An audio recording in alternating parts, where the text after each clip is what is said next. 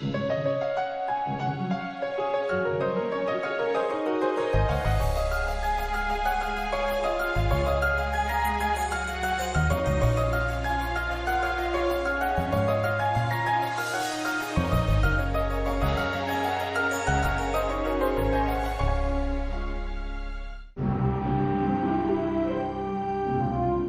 Mediterráneo, el mar por excelencia, se alimenta de las aguas de 20 países.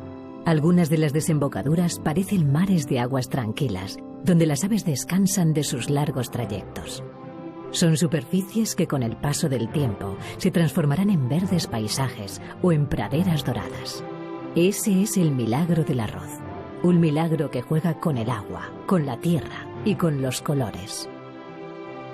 De este paisaje que cambia de colores, nacerá un grano minúsculo, un grano blanco, modesto, largo o redondo, convertido también en uno de los pilares de la dieta mediterránea.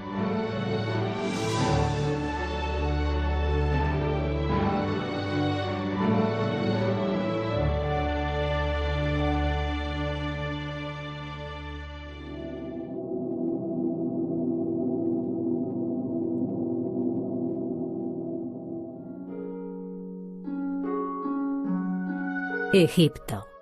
Un río. El Nilo. Egipto sería un desierto si no fuera por el Nilo. El Nilo lo explica todo de Egipto. En el Cairo nace y se desarrolla la unión entre el valle y el delta del río. Un delta que es el verdadero corazón del país, el territorio más fértil.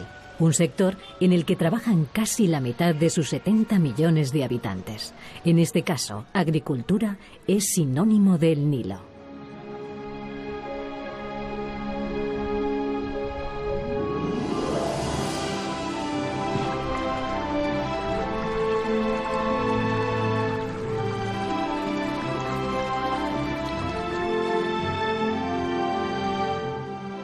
Los sedimentos y los minerales que transporta establecen la diferencia entre las áridas tierras rojas y las fértiles arenas negras de lugares como el delta. En ese territorio en concreto pueden disfrutar de hasta 3 cosechas en un mismo año: trigo, algodón y arroz.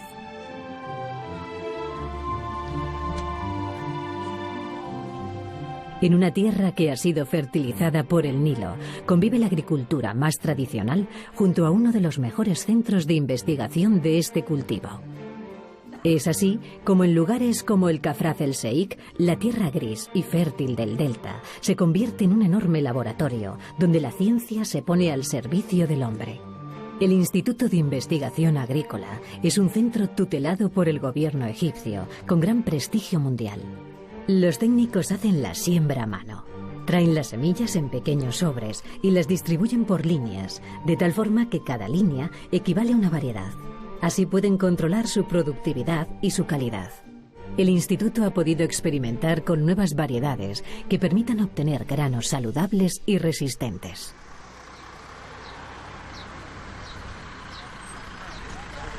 De esta siembra saldrán con el tiempo unos plantones que serán entregados a los agricultores para que los cultiven en sus tierras. Egipto así no solo satisface su consumo interno, sino que ha pasado a convertirse en un exportador de arroz.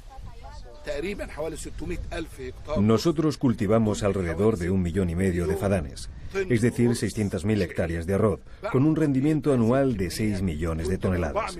Después de descascarillarlo, esta cantidad llega a 4 millones de toneladas aproximadamente, de las que consumimos entre 2,8 y 3 millones. Y el resto es para exportación.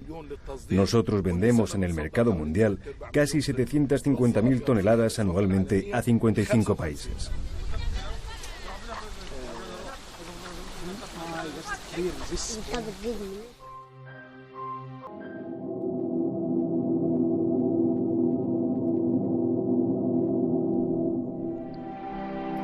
Un río, un delta y el mar, de nuevo el Mediterráneo.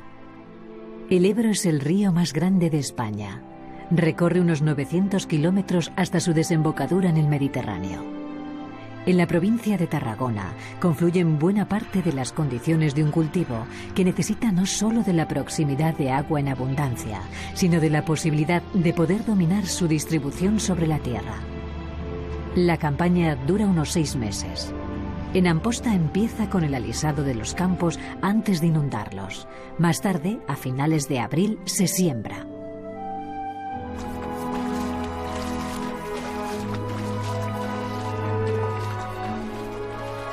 Antiguamente el trabajo se realizaba a mano, con ayuda de animales.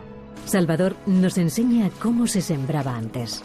Él ha visto cómo las trilladoras dieron paso a los tractores y a las recolectoras. Tractores que en este caso llevan unas ruedas especiales para que puedan circular por un terreno enfangado.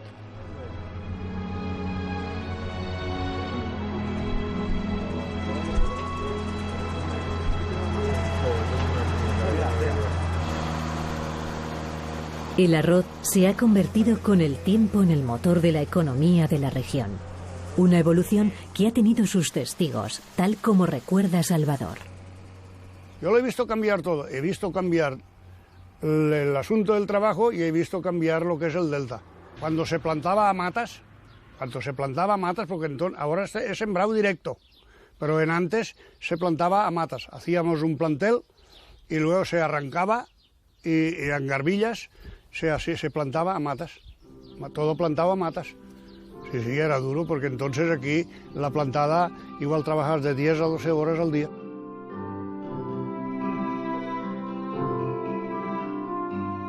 Es la explotación del arroz un ejemplo notable de cómo la agricultura puede modificar el paisaje y hasta el ecosistema de un territorio. Los habitantes de la margen del Ebro han sido testigos de cómo la economía del lugar ha evolucionado con la llegada de un cultivo rentable. También han vivido los peores momentos, cuando el Ebro fue escenario de una de las batallas más importantes en la Guerra Civil Española. Con la guerra llegaron la destrucción y la necesidad a las tierras del delta, la necesidad y el hambre.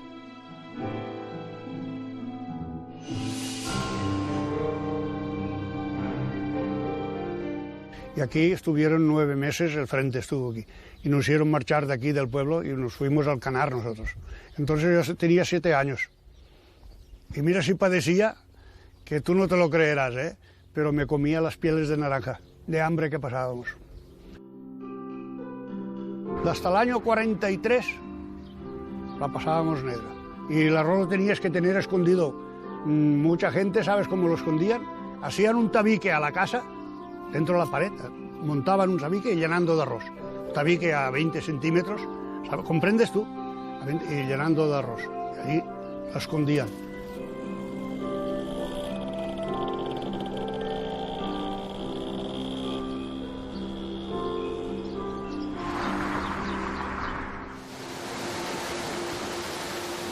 El cultivo del arroz es también una cuestión de ingeniería, ya que el delta está por debajo del nivel del mar y crea serios problemas cuando llega la época de tormentas que suelen coincidir con la siega.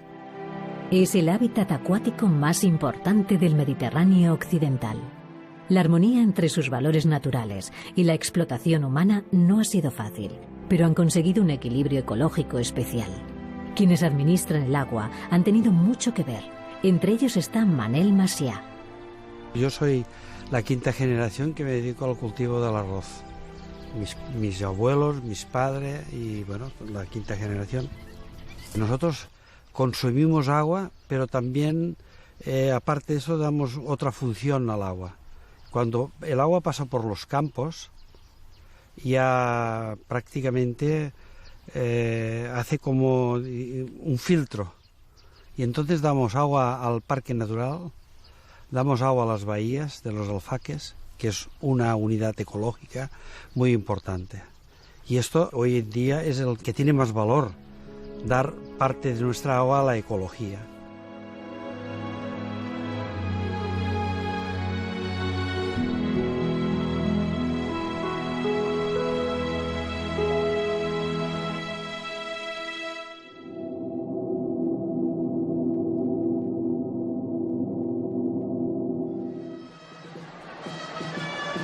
Llega la fiesta.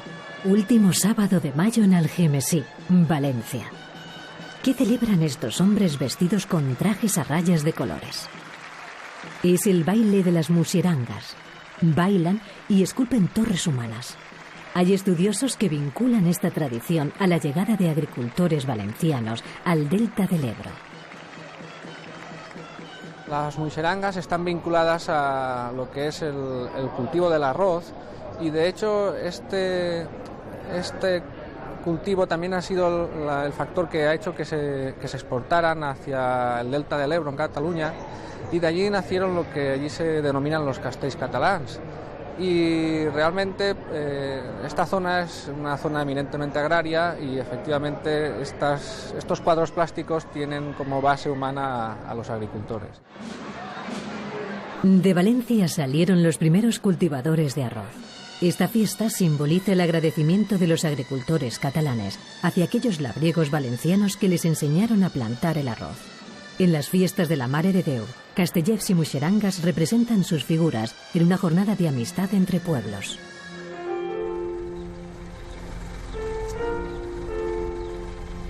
La historia de la Albufera es la historia del cultivo del arroz ya desde tiempos anteriores a Jaime I. Los arrozales fueron prohibidos y rehabilitados en varias ocasiones desde el siglo XV. Fueron prohibidos porque el estancamiento de sus aguas era un foco de infecciones. Eran rehabilitados porque ofrecían una elevada rentabilidad. Un tratamiento adecuado del agua terminó con su leyenda negra y el cultivo se extendió por toda la marjal que rodea la Albufera.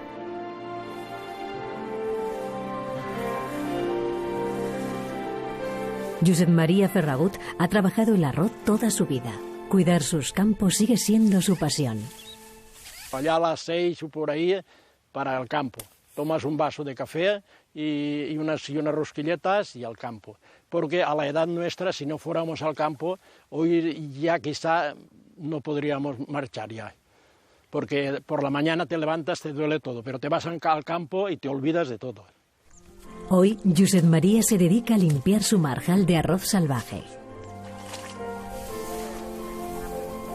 El arroz silvestre es muy fácil, el que lo conoce, de distinguir en el otro.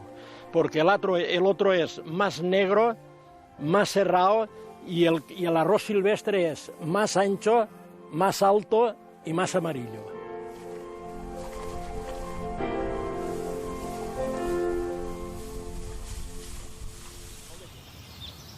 Desde el siglo XVII, el arroz ha estado unido a la Villa Real de Algemesí, pueblo agrícola y de servicios, que pasará a la historia gracias a la familia Sos Borràs, que después de crear su empresa fue el primer fabricante español que empaquetó el arroz. Desde entonces, el cultivo ha ido incorporando cada vez más tecnología.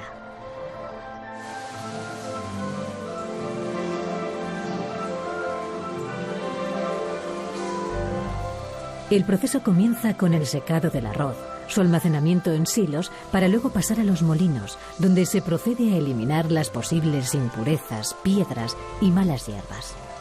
Una vez saneado, el grano es liberado de su cáscara. De esa forma llega limpio, tal y como lo conocemos, proceso que exige también la separación de los granos rotos o de un color diferente. El grano llega uniforme en cuanto a textura. Se trata de un proceso plenamente industrial que se elabora en una de las empresas emblemáticas en España. Dentro de la docena de variedades que se asoman a nuestra mesa, encontramos la familia de los granos largos, que absorben menos agua y se cuecen en menos tiempo. Entre ellos está el exótico basmati. Los de grano corto y medio son los clásicos de la paella, guisos y platos dulces, mientras el integral conserva mejor sus vitaminas, pese a necesitar una cocción más prolongada. Lo que aporta fundamentalmente son hidratos de carbono complejos, los de absorción lenta, almidón o fécula. Del arroz lo llamamos almidón y de las patatas lo llamamos fécula, pero en el fondo es lo mismo. Que debe ser el componente químico que debe dominar en toda dieta en cantidad. El que está en la base de las pirámides de alimentación son los cereales por estos hidratos de carbono que aportan. Y llega el momento de la verdad. El arroz alcanza su más alta expresión gastronómica. El arroz llama a los sentidos. Para demostrarlo está Vicens, toda una vida en los arrozales. Señoras y señores, la paella. La paella según Vicens. Sus manos elaboran este plato desde hace años para el placer de sus amigos. Los clásicos distinguen 3 paellas originales. Una es la valenciana, que es un tradicional plato de labriegos, con pollo, conejo, judías verdes y el garrofó, un judíol mantecoso de la huerta. Otra es la de mariscos, y está también la mixta, que lleva ingredientes de ambas procedencias. La elaboración de una paella exige unos ingredientes esenciales: el recipiente, un fuego extenso, arroz y aceite. A partir de ahí, la familia de las paellas es muy extensa, tan extensa como amplia sea la imaginación del cocinero. Es en el siglo XIX cuando el arroz supera el listón de mero alimento para la subsistencia, cuando deja de ser un condimento de caldos y sopas. Nace la paella. Es posiblemente el plato más imitado y uno de los más conocidos del mundo. La paella tiene su técnica y un recetario incalculable de normas escritas y no escritas. Que si el arroz no debe lavarse antes de utilizarlo, que debe echarse al recipiente cuando el caldo esté hirviendo, que el fuego debe ser intenso al principio y moderado después. La paella tiene sus secretos y sus virtuosos, pero todos coinciden en una cosa: para hacer una buena hay que saber dominar 3 grandes elementos: el agua, el fuego y el arroz.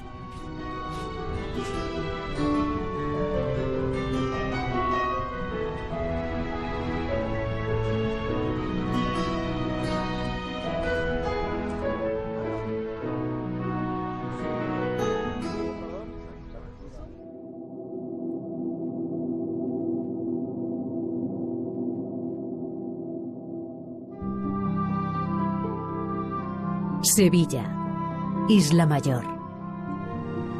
El Guadalquivir, sus marismas a la entrada de Doñana.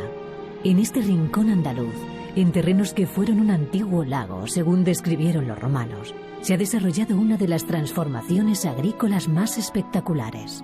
Todo se confabuló en pleno siglo XX. Soy felizán, me dedico al cultivo del arroz por tradición, que mis padres ya eran agricultores de toda la vida, vinieron de Valencia, y entonces pues yo he seguido la tradición y llevo la explotación que han hecho aquí en Sevilla mis padres. Fueron a Valencia a buscar agricultores. En esa aventura primero llegaron 6 labriegos. Su experiencia y tesón pronto empezó a dar resultados, y 2 años más tarde otro grupo de trabajadores valencianos llegó a Isla Mayor. Venían para quedarse y viajaron con sus familias.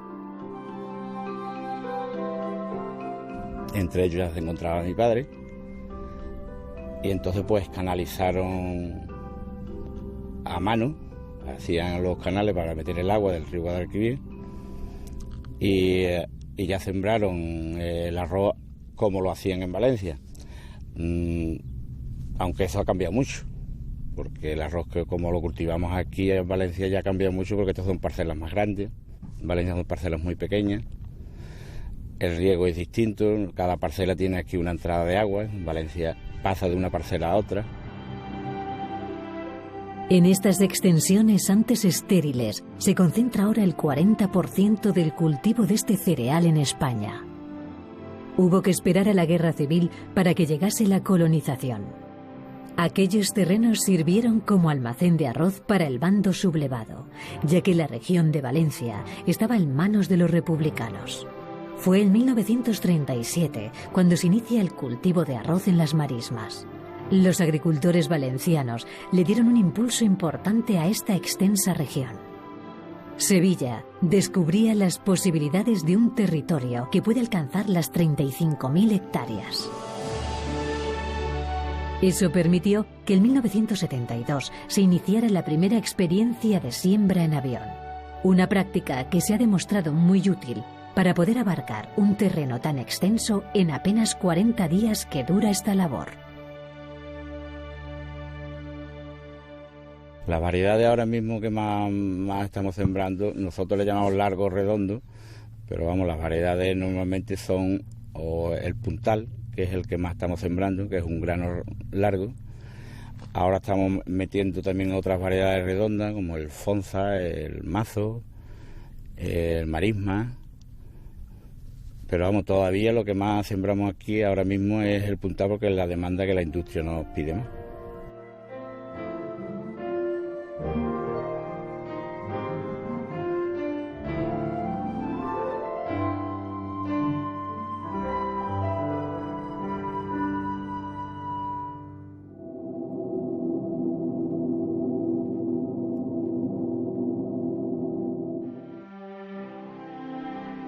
En Calasparra, Murcia, dos son los factores que diferencian este cereal del de otras zonas. La altitud media, de unos 450 metros sobre el nivel del mar, y las aguas de los ríos Mundo y Segura. Camino de Calasparra, en una gruta natural, está el santuario de su patrona, la Virgen de la Esperanza, la protectora del arroz.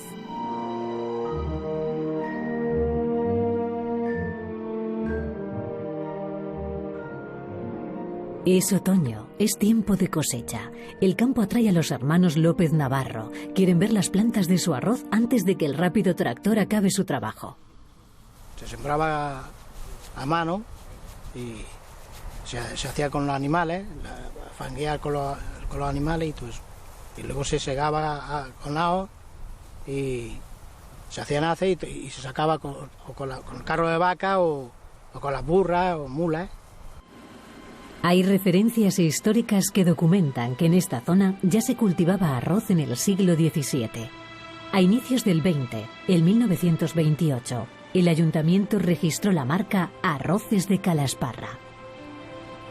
Este cereal ha ido adquiriendo tanta notoriedad en los últimos años que propietarios de frutales y huertas, que son la mayoría de los cultivos del interior del coto, se han planteado pasarse al arroz. El cuidado de los agricultores en no agotar la tierra hace que se alterne con trigo y leguminosas para que el terreno se regenere. Ese respeto por un proceso peculiar y el éxito de su variedad bomba han permitido que el arroz de Calasparra tenga su propia denominación de origen. Aproximadamente el 60% del grano llega al consumo como tal. Pero los subproductos, desde la cascarilla al germen o los salvados, se han mostrado de gran utilidad para la alimentación humana y animal. Si bien el éxito de la variedad bomba, un grano que madura con poca humedad y altas temperaturas, sorprendió a todos.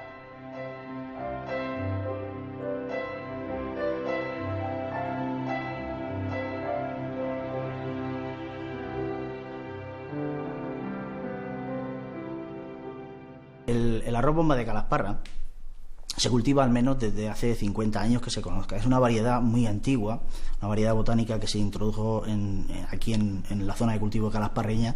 No se sabe muy bien cómo ni de qué procedencia, pero en un principio los agricultores de nuestra zona lo llevaban para ponerlo en sus parcelas para cultivo familiar, su autoconsumo. Era el arroz de casa, ¿no? El arroz de toda la vida, ¿no? El que a ellos les gustaba porque hincha mucho, absorbe mucho caldo, es muy consistente. Para muchos, el secreto está en que, además de gustar, el producto en general absorbe mayor cantidad de caldo y rendirá por cada kilo más número de raciones. Todos lo miman. Ha hecho famoso a un pueblo y a una región. Son 300 familias detrás de una marca, Calasparra. Así es el arroz, infinito en variedades, tan sensible que su personalidad depende de un curioso juego entre el agua y la tierra. El arroz.